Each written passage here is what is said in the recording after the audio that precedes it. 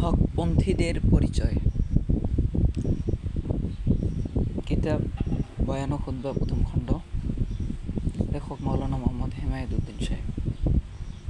বয়ান নং 3। বিসমিল্লাহির রহমানির রহিম। আলহামদুলিল্লাহি রাব্বিল আলামিন, ওয়াসসালাতু ওয়াসসালামু আলা সাইয়্যিদিল মুরসালিন ওয়া খাতামিন নাবিয়্যিন ওয়া আলা আলিহি ওয়া আসহাবিহি আজমাইন। আম্মা বা'দ, ফাকাদ ক্বালা আল্লাহু তাআলা, আউযু বিল্লাহি মিনাশ শাইতানির রাজীম, ওয়া কাযালিকা জাআলনাকুম উম্মাতান ওয়াসাতান আল-আয়া। وقال النبي صلى الله عليه وسلم: لا يزال طائفة من أمتي على الحق منصورين لا يضرهم من خالفهم حتى يأتي أمر الله عز وجل. صدق الله العظيم وصدق رسوله النبي الكريم.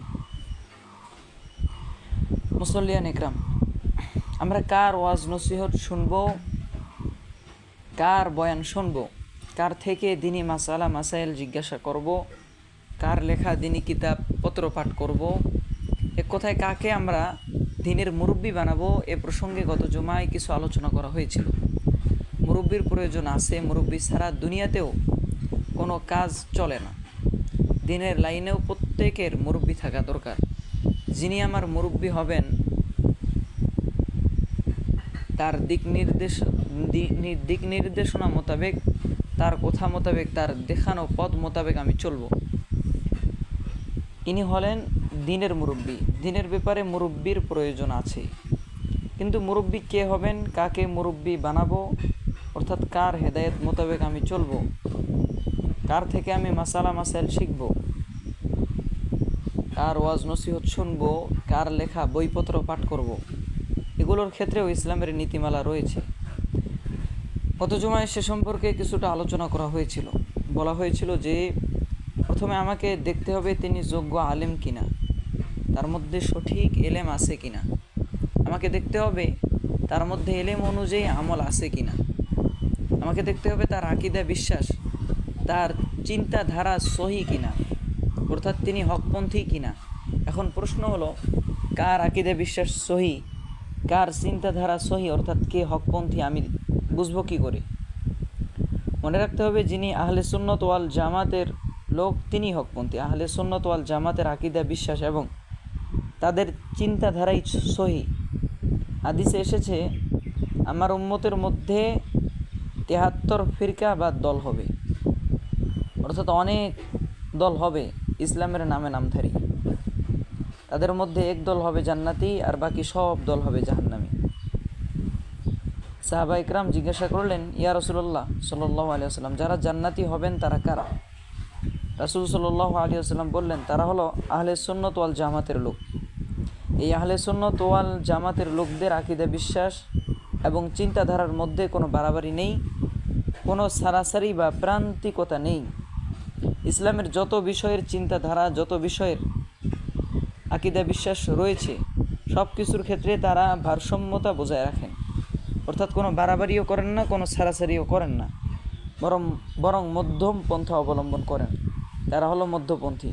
কোরআনে পাকে আল্লাহ তাআলা এই উম্মতের পরিচয় দিয়েছেন মধ্যপন্থী উম্মত বলে। ইরশাদ হয়েছে, ওয়া কাযালিকা জাআলনাকুম উম্মাতান ওয়াসাতান আল-আয়া, অর্থাৎ আমি তোমাদেরকে বানিয়েছি মধ্যপন্থী উম্মত। মূলত ইসলামের আকীদা বিশ্বাস বা আমল কোনো ক্ষেত্রেই বাড়াবাড়িও নেই, সারাসারিও নেই। যেমন আল্লাহর সত্তার প্রতি ঈমান, সেক্ষেত্রে বাড়াবাড়িও নেই, সারাসারিও নেই। যারা একেবারে আল্লাহকেই স্বীকার করে না, তারা সারাসারি করে, তারা হলো নাস্তিক। আর যারা আল্লাহকে স্বীকার করে কিন্তু একাধিক খোদা মানে, তারা বাড়াবাড়ি করে। যেমন খ্রিস্টানরা একাধিক খোদা মানে, ইয়াহুদিরা একাধিক খোদা মানে, হিন্দুরা তো শত কোটি দেবতার কথা বলে। এরা বাড়াবাড়িতে আছে। ইবাদতের ক্ষেত্রেও কেউ কেউ বাড়াবাড়ি করে, কেউ সারাসারি করে। যারা নিজেদের মনচাহি জিন্দেগি, খেয়াল খুশি মতো জিন্দেগি পরিচালনা করে, খায়েশাতের জিন্দেগি চালায়, তারা সারাসারি করে। যাদের সম্পর্কে কোরআন শরীফে বলা হয়েছে, ইত্তাখাযু দীনাহুম লাহওয়া ওয়া লাইবা, অর্থাৎ তারা তাদের ধর্মকে বানিয়েছে খেয়াল খুশি ও ক্রীড়া কৌতুক। আবার যদি কেউ এবাদতে লিপ্ত হয়ে দিনই কাজে লিপ্ত হয়ে বিবি বাচ্চার খোঁজ খবর পর্যন্ত না রাখতে চায় কিংবা বিবাহ শাদী পর্যন্ত না করতে চায়, তাহলে সেটাও হবে এক ধরনের বাড়াবাড়ি। এই শ্রেণীর লোকেরা হচ্ছে সন্ন্যাসী গোছের লোক। হাদিসে ইরশাদ হয়েছে, ইন্নার রাহবানিয়াতা লাম তুকতাবা আলাইনা, অর্থাৎ আমাদেরকে সন্ন্যাসবাদের বিধান দেওয়া হয়নি, অর্থাৎ ইসলামে কোনো সন্ন্যাসবাদ নেই, বরং ইবাদতও করতে হবে, সেই সাথে সাথে ঘর সংসার এবং সমাজের সাথে সম্পর্ক সামঞ্জস্যও রাখতে হবে, বিবি বাচ্চার খোঁজ খবরও রাখতে হবে, তাদের ব্যাপারে ইসলাম যে দায়িত্ব অর্পণ করেছে তাও পালন করতে হবে। এ দায়িত্ব আদায় না করে শুধু ইবাদত নিয়ে পড়ে থাকলে সেটা হবে বাড়াবাড়ি, এরকম না হওয়া চাই। হকপন্থী লোকদের আদর্শে এরকম বাড়াবাড়ি থাকবে না। মোট কথা ইবাদতের ক্ষেত্রে কোনো বাড়াবাড়িও চলবে না, কোনো সারাসারিও চলবে না। সাহাবা ইকরামের প্রতি ভক্তির ক্ষেত্রেও কেউ কেউ বাড়াবাড়ি করে, কেউ কেউ সারাসারি করে। একদল লোক হযরত আলী রাদিয়াল্লাহু তাআলা আনহুকে অতি ভক্তির কারণে খোদা পর্যন্ত বলে ফেলেছিল। তারা বাড়াবাড়ি করেছিল, তারা হকপন্থী জামাত থেকে বের হয়ে গেছে। হযরত আলী রাদিয়াল্লাহু তাআলা আনহু রাসূল সাল্লাল্লাহু আলাইহি ওয়াসাল্লামের পরিবারের সদস্য, তার প্রতি ভক্তি রাখতে হবে, কিন্তু ভক্তির ক্ষেত্রে বাড়াবাড়ি করা চলবে না। একদল লোক অতি ভক্তিতে বলে ফেলেছিল যে হযরত আলী রাদিয়াল্লাহু তাআলা আনহু রাসূল সাল্লাল্লাহু আলাইহি ওয়াসাল্লামের ইন্তেকালের পর প্রথম খলিফা হওয়ার যোগ্য, যেহেতু তিনি রাসূল সাল্লাল্লাহু আলাইহি ওয়াসাল্লামের পরিবারের লোক। ভক্তির অতি সহ্যের মধ্যেই তারা এরূপ করেছিল, তারা এরূপ বলেছিল, কিন্তু বাড়াবাড়ির কারণে তারা হকপন্থী দল থেকে বের হয়ে গেছে। এই শ্রেণীর লোকদের অনুসারীরা এখনও রয়েছে, তারা শিয়া নামে পরিচিত। তারা বলে যেহেতু হযরত আলী রাদিয়াল্লাহু তাআলা আনহু প্রথম খলিফা হওয়ার যোগ্য, তাই আবু বকর রাদিয়াল্লাহু তাআলা আনহু, ওমর রাদিয়াল্লাহু তাআলা আনহু ও ওসমান রাদিয়াল্লাহু তাআলা আনহু খলিফা হয়েছেন অন্যায়ভাবে জুলুম করে।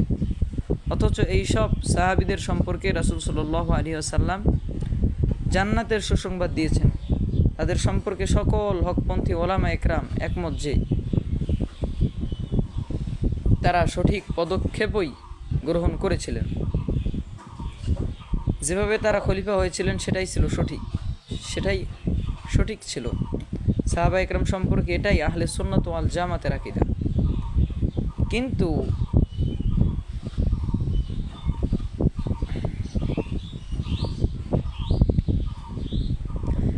শিয়ারা হযরত আলী রাদিয়াল্লাহু তাআলা আনহু এর প্রতি অতি ভক্তির কারণে বাড়াবাড়িতে লিপ্ত হলো।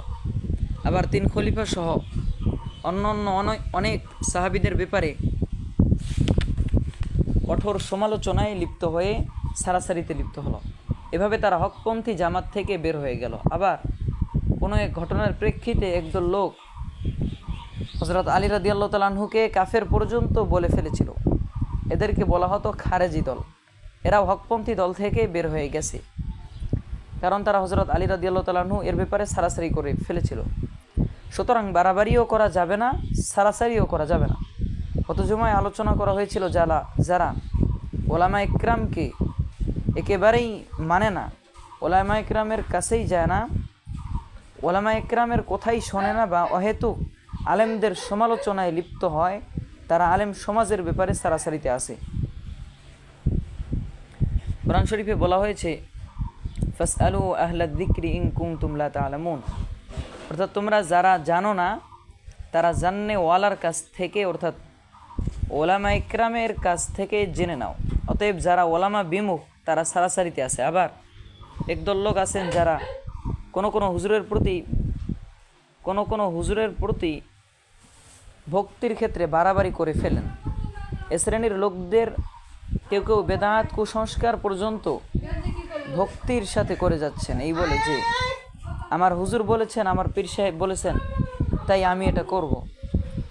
এরা বাড়াবাড়িতে আছেন, এরা যেন ধর্মীয় গুরুকে খোদা বানিয়ে ফেলেছেন। ইয়াহুদিরা এরকম করেছিল। তাদের সম্পর্কে কোরআনে এসেছে, ইত্তাখাযু আহবারহুম ওয়া রুহবানাহুম আরবাবাম মিন দুনিল্লাহ, অর্থাৎ তাদের ধর্মীয় নেতাদেরকে তারা খোদা বানিয়ে ফেলেছে। অর্থাৎ খোদার কথা যেমন বিনা যুক্তিতে মানতে হয়, কোনো বিচার বিবেচনা ছাড়াই মানতে হয়, এরা ধর্মীয় গুরুদের বেলায়ও তাই করে, কোনো বিবেচনা করে না যে সত্য বলল না মিথ্যা বলল, হক বলল না নাহক বলল। এরূপ যারা করে তারা বাড়াবাড়িতে আছে। মনে রাখতে হবে, কোনো গুনাহের কথা বা কোনো অন্যায় কাজ কখনোই করা যাবে না, তা যত বড় আলেম বা যত বড় পীর সাহেবই বলুন না কেন। ওয়াজ নসিহতের মধ্যেও কিছু লোক বাড়াবাড়ি করে। সাধারণ মানুষের সামনে ওয়াজ নসিহতের নীতি হলো তাদের সামনে যতটুকু বলা, তাদের সামনে এতটুকু বলা যা তাদের ধারণ ক্ষমতার মধ্যে থাকে। কিন্তু মানুষ নিজের এলেম জাহির করার জন্য এমন সব কথা তাদের সামনে বলে ফেলেন যা শুনে তারা মনে করে এরকম কথা তো আর কোনো দিন শুনিনি, এমন কথা, এত গভীর রহস্যের কথা তো আর কোনো হুজুর বলেননি। এটাও নিষেধ। হযরত ইবনে মাসউদ রাদিয়াল্লাহু তাআলা আনহু বলেন, মা আনতা বিমুহাদ্দিসিন কওমান হাদ্দিসান লা তাবলুগুহু উকুলুহুম ইল্লা কানা লিবাদিহিম ফিতনা। অর্থাৎ তুমি যদি সাধারণ মানুষের সামনে এমন কথা বয়ান করো যা তাদের ধারণ ক্ষমতার বাইরে, যা তারা বুঝতে পারবে না, তাহলে এটা তাদের কারো কারো জন্য ফিতনার কারণ হয়ে দাঁড়াবে। তুমি তাহলে সত্যিকার আলেম আখ্যায়িত হওয়ার যোগ্য নও, তুমি বিবেচনা সম্পন্ন আলেম নও। উদাহরণস্বরূপ একটা হাদিসের কথা উল্লেখ করা যায় যা সাধারণ মানুষের সামনে বয়ান করা অনুচিত। রাসূল সাল্লাল্লাহু আলাইহি ওয়াসাল্লাম একদিন বলেছিলেন, মা মিন আবিদিন ক্বালা লা ইলাহা ইল্লাল্লাহ সুম্মা মাতা আলা যালিকা ইল্লা দাখালাল জান্নাহ। যে ব্যক্তি লা ইলাহা ইল্লাল্লাহ বলবে এবং এর উপর তার মৃত্যু হবে, সে জান্নাতে চলে যাবে।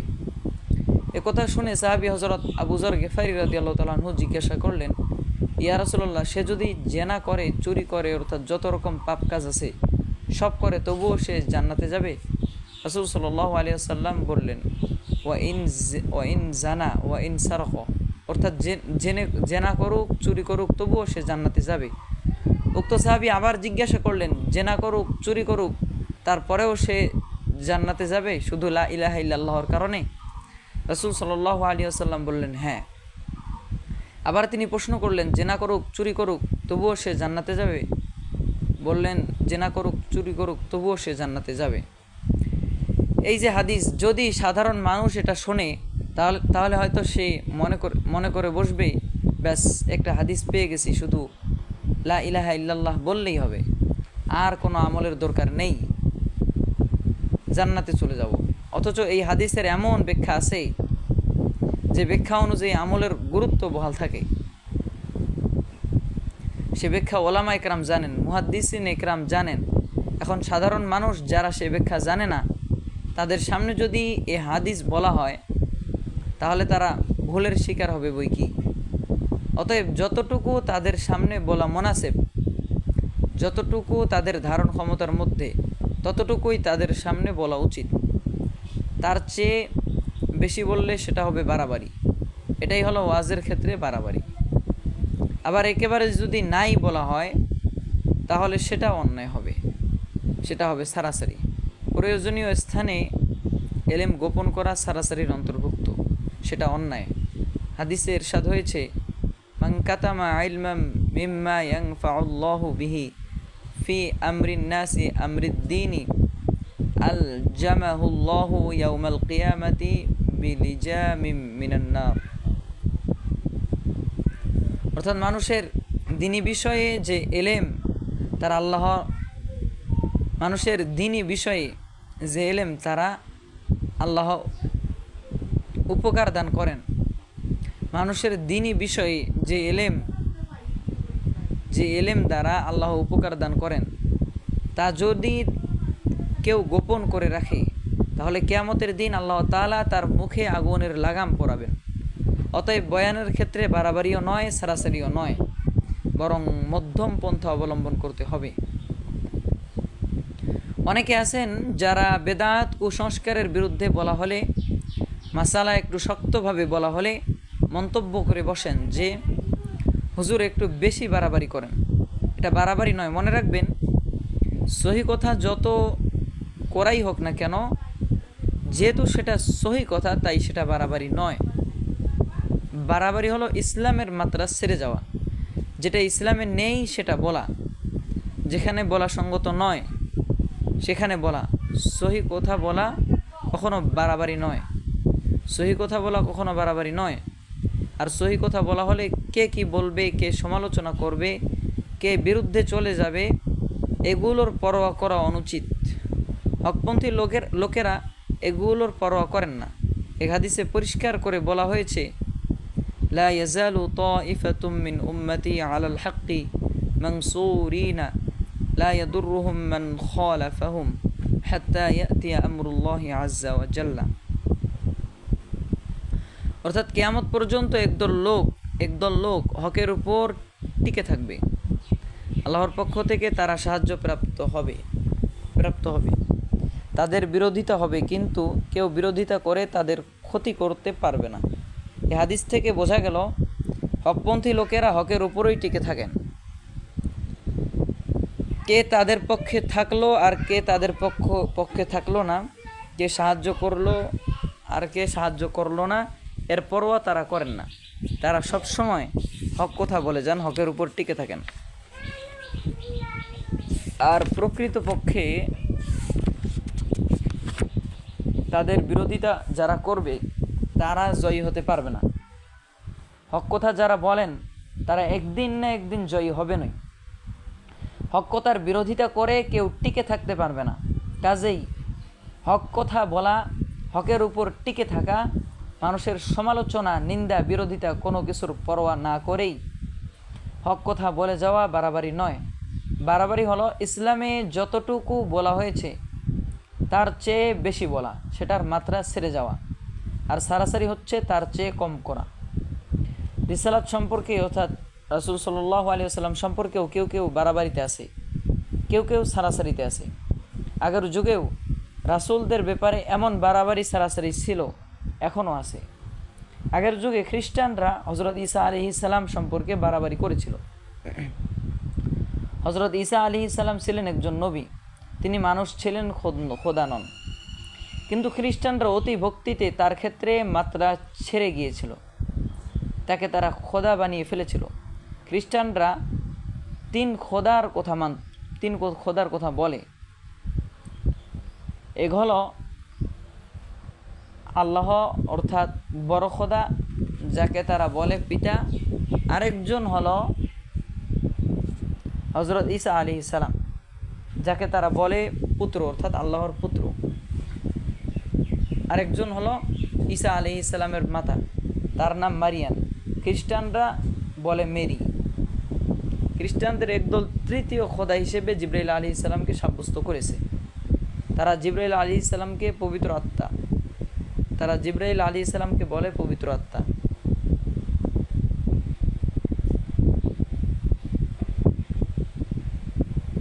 যাও, খ্রিস্টানরা হযরত ঈসা আলাইহিস সালামের ক্ষেত্রে বাড়াবাড়ি করেছে। ইহুদিরাও হযরত উযাইর আলাইহিস সালামকে আল্লাহর পুত্র বলে বাড়াবাড়ি করেছে। আরেক শ্রেণীর লোক আছে যারা নবীদের ব্যাপারে সারাসারি করেছে। নবী আলাইহিস সালামগণ আল্লাহর যত বিধান নিয়ে এসেছেন তারা তা অমান্য করেছে, মানেনি, এমনকি নবীদেরকে হত্যা পর্যন্ত করেছে। যারা নবীদের আনিত বিধান, তাদের আনিত আদর্শের প্রতি শ্রদ্ধা করে না বা অমান্য করে, তারা নবীদের সম্পর্কে সারাসারিতে আছে। নবীদের কথা মানা, নবীদেরকে শ্রদ্ধা করা, নবীদেরকে মানার অন্তর্ভুক্ত। শুধু নবীকে স্বীকার করলাম কিন্তু নবীর কথা মানার ধারলাম না, তাহলে নবীকে মানা হলো না। মোট কথা, নবীদের ক্ষেত্রে বাড়াবাড়িও করা যাবে না, সারাসারিও করা যাবে না। আগের যুগের মানুষে এমন করেছে, এই যুগের মানুষও করে। এখনও এক শ্রেণীর লোক রয়েছে যারা বলে রাসূল সাল্লাল্লাহু আলাইহি ওয়াসাল্লাম মানুষ নন। তারা রাসূল সাল্লাল্লাহু আলাইহি ওয়াসাল্লাম আর খোদার মধ্যে কোনো পার্থক্য নেই বলতে চায়। তারা বলে যারা রাসূল সাল্লাল্লাহু আলাইহি ওয়াসাল্লাম আর খোদার মধ্যে পার্থক্য করে তারা কাফির। এই যে দেওয়ানবাগী পীর, সে এবং তার অনুসারীরা এরকম বলে থাকে। তারা বলে খোদা আর রাসূল সাল্লাল্লাহু আলাইহি ওয়াসাল্লামের মধ্যে এর ভিতর কোনো পার্থক্য নেই। যারা পার্থক্য করে তারা কাফের। অথচ কোরআন শরীফে বলা হয়েছে তিনি মানুষ ছিলেন। ইরশাদ হয়েছে, কুল ইন্নামা আনা বাশারুম মিসলুকুম ইউহা ইলাইয়া আন্নামা ইলাহুকুম ইলাহু ওয়াহিদ। অর্থাৎ তুমি বলে দাও, আমি তোমাদের মতোই একজন মানুষ, পার্থক্য এই যে আমার কাছে ওহী আসে, তোমাদের কাছে ওহী আসে না। এই দেওয়ানবাগি আরও এমন সব কথা বলে যাতে ঈমান থাকে না। আরেক শ্রেণীর লোক আছে যারা সরাসরি রাসূল সাল্লাল্লাহু আলাইহি ওয়াসাল্লামকে খোদা বলে না, তবে রাসূলের প্রতি এমন বিষয় আরোপ করে যা আল্লাহর একান্ত বিষয়। যেমন তারা বলে রাসূল গায়েব জানেন, অর্থাৎ রাসূল সাল্লাল্লাহু আলাইহি ওয়াসাল্লাম অদৃশ্যের কথা জানেন। একথা তারা কেন বলে? উদ্দেশ্য হলো মিলাদের ভিতর ক্যাম্প করা। তারা বলতে চায় মিলাদের ভিতর যখন রাসূল সাল্লাল্লাহু আলাইহি ওয়াসাল্লামের নাম উচ্চারণ হয় তখন দরুদ শরীফ পড়া হয়। যখন দরুদ শরীফ পড়া হয় তখন দাঁড়াতে হবে, কারণ রাসূলের নামে দরুদ পড়া হলে রাসূল সাল্লাল্লাহু আলাইহি ওয়াসাল্লাম জানতে পারেন এবং তিনি সেই মজলিসে হাজির হয়ে যান। তাই তার সম্মানার্থে দাঁড়াতে হবে। হক্কানি ওলামা একরাম বলেন যেহেতু রাসূল সাল্লাল্লাহু আলাইহি ওয়াসাল্লাম গায়েব জানেন না, তাই তার নামে দরুদ পড়া হলে তিনি জানবেন কি করে? মানুষ গায়েব জানে না, গায়েব জানেন একমাত্র আল্লাহ তাআলা। তবে আল্লাহ তার কোনো খাস বান্দাকে গায়েবের অর্থাৎ অদৃশ্য বিষয়ে জানাতেও পারে। কিন্তু মিলাদের ক্ষেত্রে রাসূল সাল্লাল্লাহু আলাইহি সাল্লামকে জানানো হয় এবং তিনি হাজির হয়ে যান, এমন কোনো দলিল নেই। বরং এমন দলিল রয়েছে যাতে বোঝা যায় তিনি হাজির হন না। হাদিসে পরিষ্কার আছে, সল্লু আলাইয়া ফাইন্না সলাতাকুম তাবলুগুনি হাইসু কুনতুম। অর্থাৎ তোমরা আমার প্রতি দরুদ পাঠ করো, তোমরা যেখানেই থাকো না কেন তোমাদের সে দরুদ আমার কাছে পৌঁছানো হবে। অন্য এক হাদিসে ইরশাদ হয়েছে, ইন্না লিল্লাহি মালাইকাতান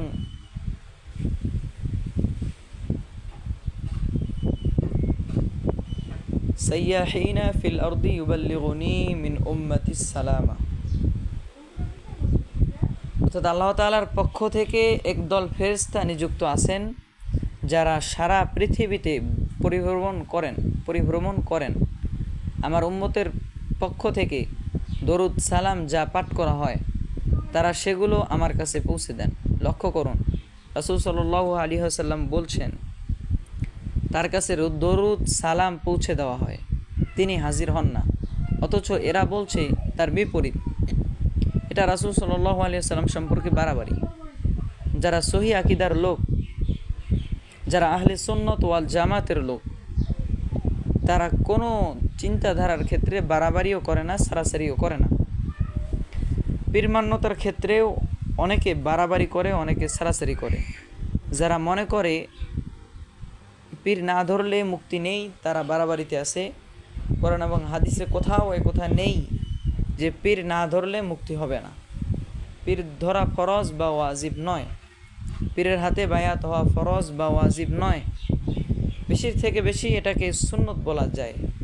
রাসূল সাল্লাল্লাহু আলাইহি ওয়াসাল্লামের হাতে অনেক সাহাবী বায়াত গ্রহণ করেছেন এই মর্মে যে আমরা শিরিক করব না, জেনা করব না, চুরি করব না, কোনো পাপ কাজ করব না,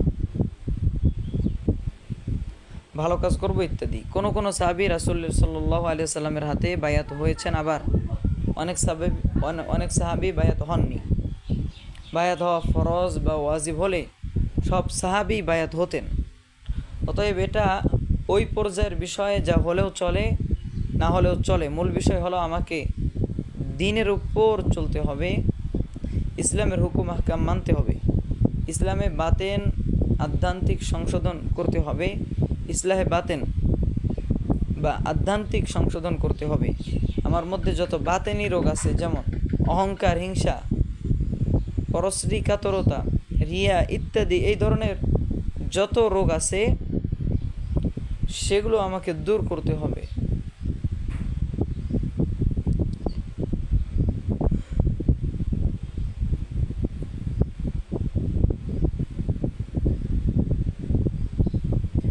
পক্ষান্তরে যত বাতেনি গুণাবলী আছে, যেমন ইখলাস, তাকওয়া, আল্লাহর ভয়, আল্লাহর মোহাব্বত, তাওয়াক্কুল, সবর, শুকর ইত্যাদি, এই সমস্ত গুণাবলী আমাকে অর্জন করতে হবে। এই বাতেনি রোগগুলো দূর করা এবং বাতেনি গুণাবলী অর্জন করা জরুরি। এটাকেই বলা হয় আধ্যাত্মিক সংশোধন বা ইসলাহে বাতেন। যদি নিজে নিজে এটা করা সম্ভব হয় তাহলেও চলবে, তবে নিজের মনের রোগ অনেক সময় নিজে চেনা যায় না।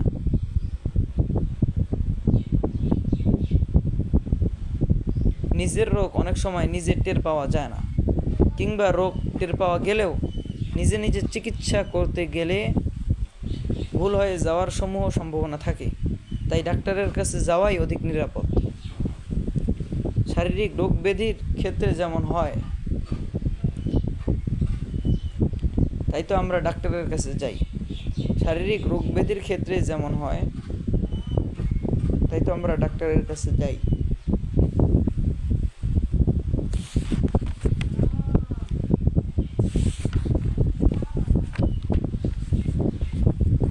কিন্তু যিনি বিজ্ঞ মানুষ তিনি ডাক্তারের কাছে নাও যেতে পারেন। তিনি ডাক্তারের পর্যায়ে জ্ঞান রাখেন ডাক্তারের কাছে না গেলেও তার জন্য কোনো অসুবিধা নেই। ঠিক পীর মাশায়েখদের কাছে যাওয়াটাও অনুরূপ। পীর মাশায়েখদের বলা হয় রুহানি ডাক্তার, তারা আধ্যাত্মিক চিকিৎসক। তাদের কাছে যাওয়া সুবিধাজনক, যাওয়া জরুরি নয়। যদি নিজে নিজের চিকিৎসা করা সম্ভব হয় তাহলে আলহামদুলিল্লাহ। তাই পীর ধরা ফরজ বা ওয়াজিব নয়, তবে অনেক উপকারী। বুজুর্গানে দ্বীন এর উপর গুরুত্ব দিয়ে থাকেন। তারা হক্কানি পীরের কাছে যাওয়ার ব্যাপারে তাগিদ দিয়ে থাকেন, কারণ মুরব্বী ছাড়া কোনো লাইনে উন্নতি করা কঠিন। কবি বলেন, অর্থাৎ মুরব্বী ছাড়া কামেল হওয়া যায় না।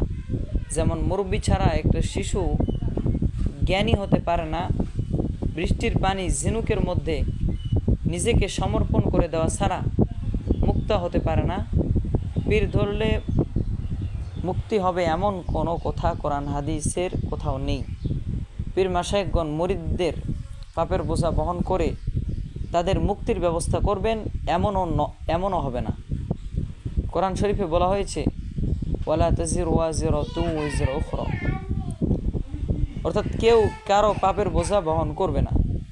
কাজেই পীর ধরলে মুক্তি হবে এমন ধারণা ভুল। তবে হ্যাঁ, হক্কানি পীর মাশায়েখগণের নির্দেশ মেনে চললে তার ফায়দা অবশ্যই পাওয়া যাবে। মনে রাখবেন, নিজে আমল করে নিজের নাজাতের ব্যবস্থা না করলে কোনো পীর তাকে নাজাত দিতে পারবে না।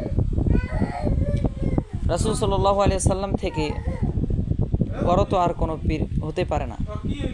স্বয়ং রাসূল সাল্লাল্লাহু আলাইহি সাল্লাম তার গোত্র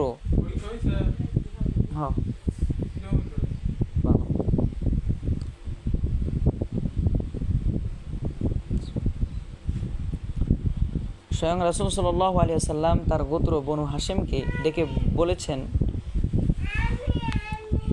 হে বনু হাশেম, তোমরা জাহান্নাম থেকে বাঁচার ব্যবস্থা নিজেরা করো, আমি বাঁচাতে পারবো না।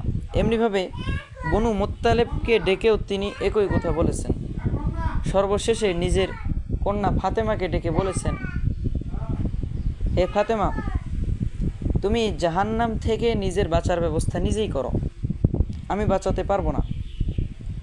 কোরআন হাদিসে এত সব সুস্পষ্ট বয়ান থাকা সত্ত্বেও যদি কেউ মনে করে পীর উদ্ধার করে দিতে পারবে, তাহলে সে গোমরাহিতে রয়েছে। সে পীর ভক্তির ব্যাপারে বাড়াবাড়িতে রয়েছে।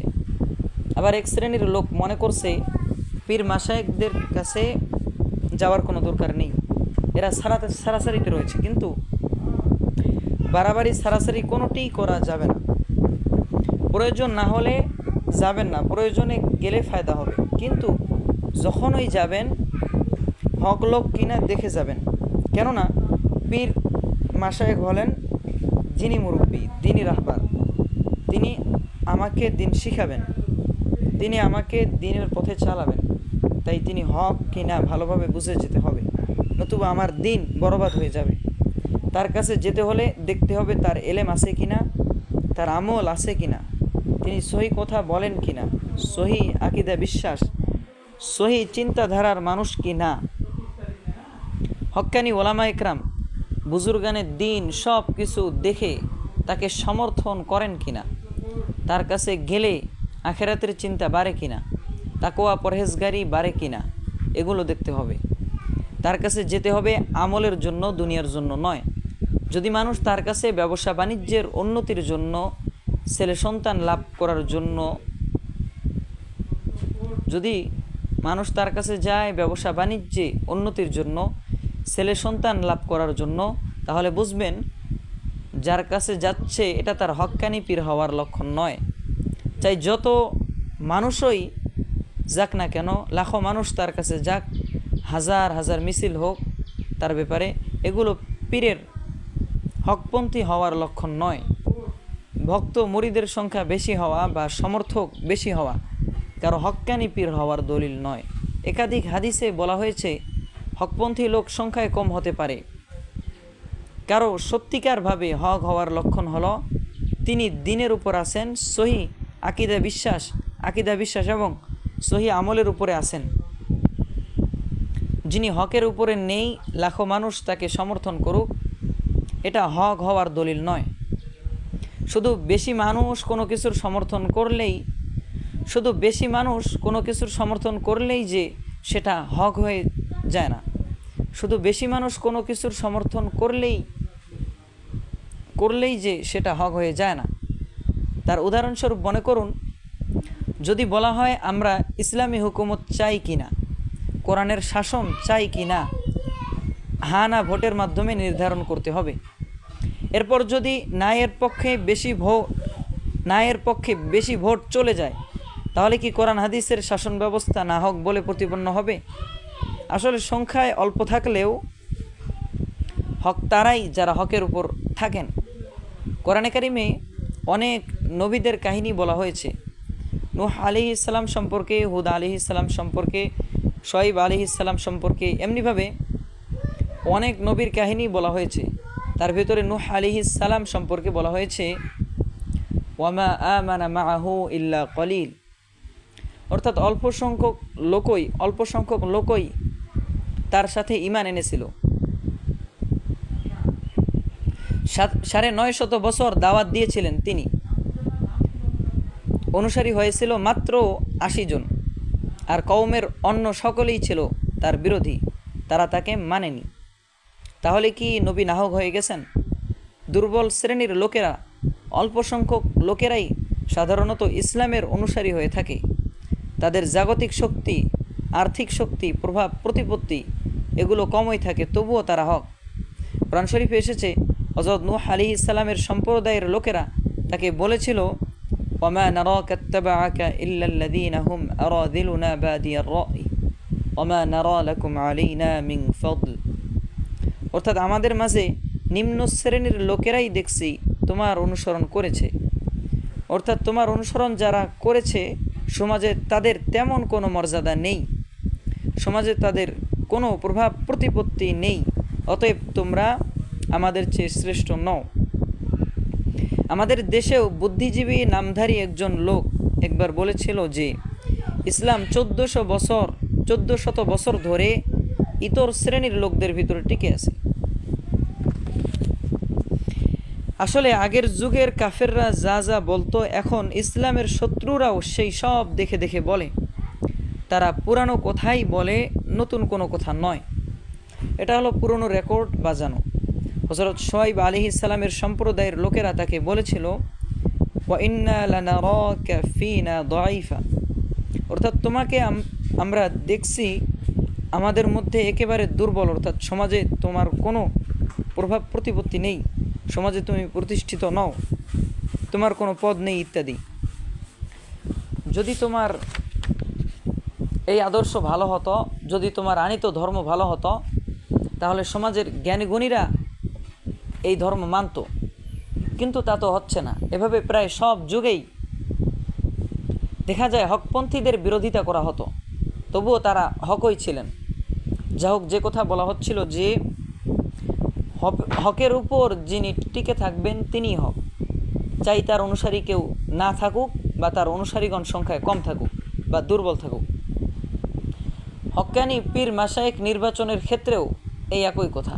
তার আকীদা বিশ্বাস, তার চিন্তাধারা ঠিক কিনা তা দেখতে হবে, তার আমল আছে কিনা দেখতে হবে, তিনি জিকির আজগার করেন কিনা দেখতে হবে, তিনি লোভ লালসা থেকে মুক্ত কিনা দেখতে হবে। যারা লোভ লালসা মেটানোর ব্যবস্থা করার জন্য, স্বার্থ উদ্ধার করার জন্য পীরগিরি করে, তারা সহি পীর নয়। হক্কানি পীর যদি হয়, সহি পীর যদি হয়, তাহলে তার কাছে গেলে ফায়দা হবে, কিন্তু গলত পীরের কাছে গেলে ফায়দা হবে না, বরং লোকসান হবে, দিন বরবাদ হয়ে যাবে।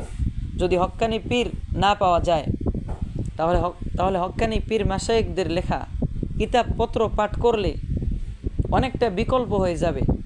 তারা যেসব জিকির আজগার, ইসলাহে বাতেন বা আধ্যাত্মিক সংশোধনের জন্য যেসব আমল মুরব্বীদেরকে বলে দিতেন, সেসব লেখা আছে, এগুলো পাঠ করে জেনে বা ওলামা একরাম থেকে শুনে তার উপর আমল করে যেতে হবে।